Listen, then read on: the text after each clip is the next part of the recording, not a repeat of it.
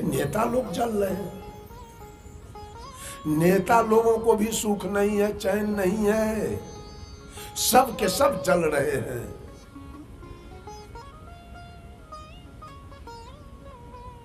सुख शांति है सत्संग में, सुख शांति है लेकिन सदगुरु के सानिध्य में। लेकिन सदगुरु भी तो ऐसा होना चाहिए, सदगुरु भी वैसा होना चाहिए। आज सदगुरु सब तो साटाबाज हो गया, वो साटा बनाने लगा, इतना रुपया दोगे तो जाएंगे। 5-5 लाख का साटा बन रहा है, 10-10 लाख का साटा बन रहा है। वो सदगुरु मेरा कल्याण करेगा क्या? उसको तो रुपया से प्रेम है, उसको सत्संग से प्रेम नहीं है, उसको ज्ञान से प्रेम नहीं है, उसको मोक्ष से प्रेम नहीं है, उसको मानव से प्रेम नहीं है, वो उसको पैसा से प्रेम है। वो सदगुरु मेरा कल्याण कैसे करेगा? कभी नहीं हो सकता। साहब कबीर को अंत में क्या साबित हुआ? कोई देखा एगो झोपड़ी साबित हुआ? आज के गुरु लोगों को 5 महल का मकान चाहिए, हर घर में लैट्रिन बाथ चाहिए। बुझ गए? ये सदगुरु हो, इसी से हमारा कल्याण हो जाएगा।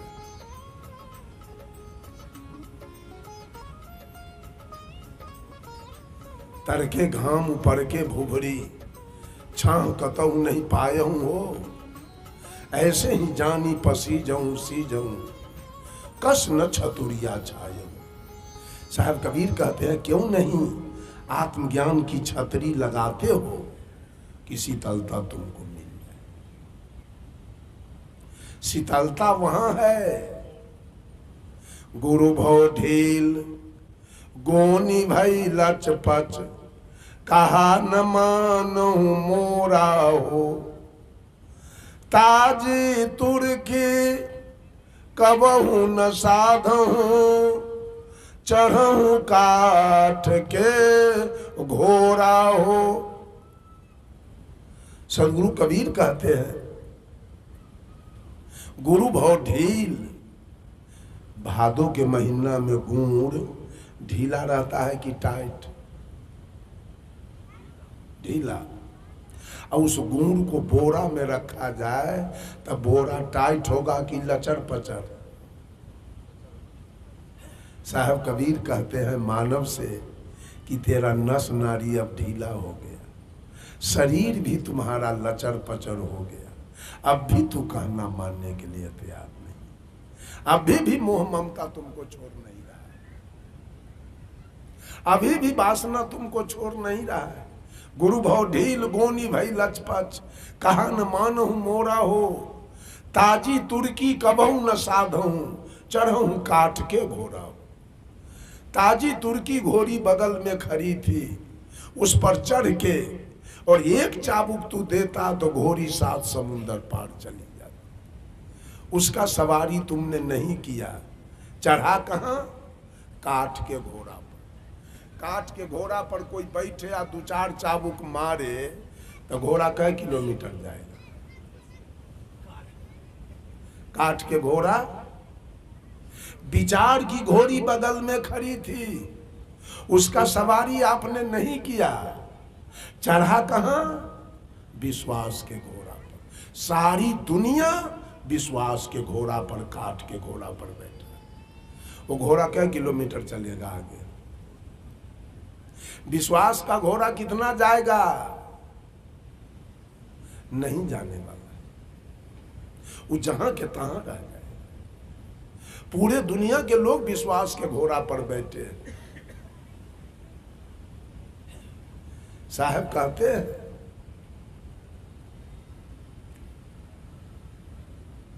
ताजी तुर्की कबहू न साधहूं, चढ़हूं काठ के घोड़ा हो, ताल झांझ भल बाजत आवे, कहरा सब कोई नाचे हो, अजही रंग दुल्हा ब्याहन आए, दुल्हीन ते ही रंग नाचे। जब गांव में किसी के बेटी का विवाह है, बरियात आया है, तो गांव के नौजवान सब उस बरियात में जा कर के भजनिया के पीछे सब दीवाना हो जाता है। नौजवान से गंदा गंदा गीत उससे गबाता है और डरे बेचारा गाता है जो कहीं मारेगा, उसका तो गांव है नहीं। जो जो कहा सो गाया। और जब वो गाता है तो नौजवान सब बीच में नाच करता है, डांस करता है। साहब कबीर कहते हैं माया आई और इतना सुंदर ताल झांझ बजाई, कहरा सब कोई नाचे हो। कहरा मीन्स ये जीव, सारे जीव को माया नचा दिया, नाच गए सब। कहरा सब कोई नाचे हो। अजही रंग दुल्हा ब्याहन आए, दुल्हिन तेही रंग नाचे हो। जब दुल्हा जाता है विवाह करने तो देखिएगा इसमें पट्टी छटा लेगा, मोच बढ़िया से कटवाएगा, पर अच्छा अच्छा कपड़ा सिवाएगा, माथा में चंदन करेगा, आंख में काजल, मुंह में स्नो पाउडर लगा लेगा। दूल्हा की गाड़ी देखिएगा लाल पियर हरियर फूल से सजी हुई है। दूल्हा का मौरी देखिएगा लाल पियर हरियर, पैर में जूता मोजा देखिएगा लाल के, डाला देखिएगा सजा हुआ है। इतना सज के दूल्हा गया है दुल्हन से मिलने। उधर दुल्हन भी सज के तैयार है, उसके शरीर पर एक से एक कीमती कपड़ा, एक से एक जेवर, एक से एक श्रृंगार करके वो दुल्हन तैयार है। उसका मरवा सजा हुआ है, दरवाजे पर डेकोरेशन लगा हुआ है, लाल पियर हरियर के भुक भुक बत्तियां सब जल रही है।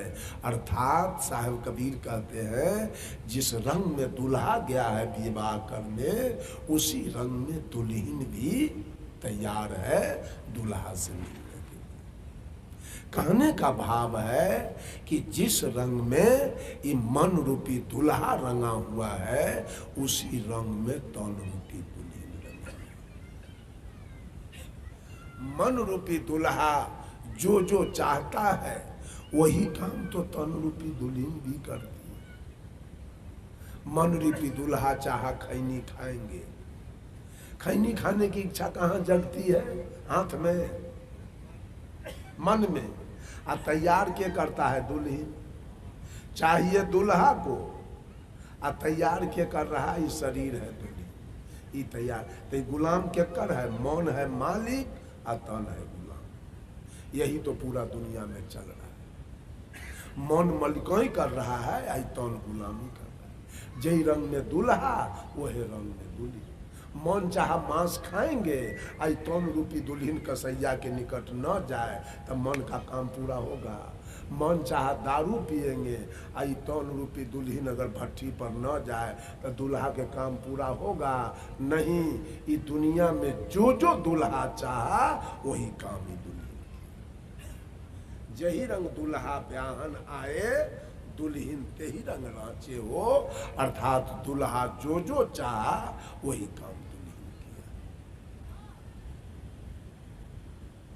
आई दूल्हा दुल्हन के चक्कर में जेल बन के तैयार है, कचहरी बन के तैयार है, हॉस्पिटल बन के तैयार है, थाना बन के तैयार है, फांसी घर बन के तैयार है, काला पानी तैयार है, सेल घर तैयार है, डंटा बेरी तैयार है, बम, पिस्तौल, टाइगर, रिवाल्वर, माउजर, बंदूक, राइफल, लाठी, फरसा, भाला, बर्छी, यही दूल्हा दुल्हन के लिए तैयार सब कुछ। बंधुओं, ये तन तल से आपका कल्याण होने वाला नहीं है, आपकी मुक्ति होने वाला नहीं है। तन को माता लोग भी एक साधन समझे, और तन को पुरुष लोग भी एक साधन समझे, और इसको उचित ढंग से सुरक्षा में तन को रखे। लेकिन तन ठीक रहेगा तो आप सत्संग में जाएंगे, तन स्वस्थ रहेगा, निरोग रहेगा। अब माना कि आज गरैया जाना है, अब माथा में दर्द हो रहा है, पेट में दर्द हो रहा है, दांत में दर्द हो रहा है, कान में दर्द हो रहा है, कैसे जाएंगे? इसलिए भोजन पर भी कमांड करना जरूरी है। भोजन ऐसा न करे कि पेट में गैस बने, पेट खराब हो जाए, ऐसा भी भोजन न करे। सुपाच्य, संत लोग सुपाच्य भोजन करते हैं। क्यों? साधना के लिए। शरीर स्वस्थ रहेगा, शरीर निरोग रहेगा तो आपकी साधना होगी। कल हम थे सीतामढ़ी में, एक आदमी कहा साहब आधा घंटा के लिए मेरे यहाँ चलिए, चना का सतुआ हमको सेट नहीं करता। ले गया, अब बार बार हम मना करते रहे, सत्तू हमको मत पिलाइए, लेकिन तो लग रहा था कि न पिलाएंगे तो हमारा बैकुंठ होबे न करेगा। पिला दिया सत्तू, इतना हमको खराबी किया। जो रात हम दरभंगा में रहे जानकी पकड़ने के लिए, हम भोजन छोड़ दिए, यहाँ के भोजन किए। यहाँ ललन के यहाँ से भोजन बन के आया है तो यहाँ आके हम भोजन किए हैं। भोजन नहीं किए, भोजन का इच्छा नहीं था, समाप्त हो चुका था। ये है तन तल की विशेषता। सारे लोग तन तल में जी रहे हैं। और दूसरा है तन तल के बाद मन तल। या तो हम तन तल में जी रहे हैं और नहीं तो मन तल में जी रहे हैं। सारा दुनिया का मालिक कौन बना है? सारा दुनिया किसका है? सारा दुनिया कौन बनाया है? सारा दुनिया का राजा यही मन है। कबीर राजा नहीं, ऐसा मत सोचिएगा। सदगुरु कबीर राजा नहीं, कबीर जज नहीं है, कबीर हाकिम नहीं है, कबीर वकील है, कबीर बैरिस्टर। कहा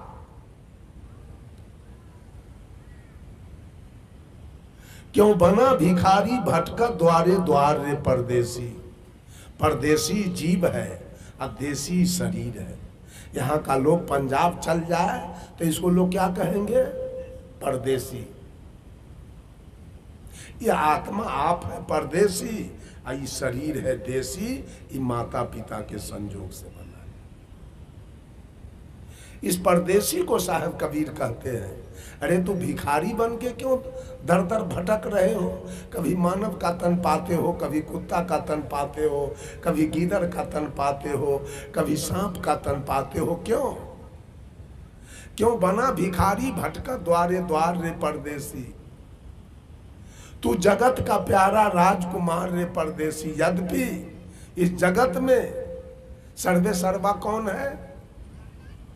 सार शब्द क्या है? कोई आदमी उठ के बोलिए, सार शब्द क्या है? इस जीवन का मूल क्या है? सार शब्द क्या है? इतना दिन से सुने हैं प्रवचन, सार शब्द नहीं जानते। सार शब्द है आत्मज्ञान। आत्मा के बारे में जानना, यही आत्मा सार है। इसी पर पूरा संसार है। माननीय नरेंद्र मोदी जी अभी भारत के प्रधानमंत्री हैं। आइए आत्मा निकल जाए तब क्या रहेंगे? तब क्या बचेंगे? वो इंदिरा गांधी के अंदर से आत्मा निकल गया, कहाँ गई? जवाहरलाल नेहरू कहाँ गए? मोरारजी देसाई, लाल बहादुर शास्त्री, जगजीवन बाबू कहाँ गए? यही आत्मा सार।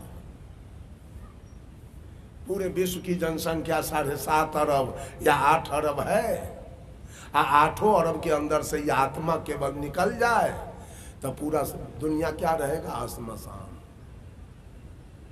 भगवान कोई बकरी नहीं चराएगा यहाँ आकर। अभी भगवान से कुछ होने वाला नहीं है।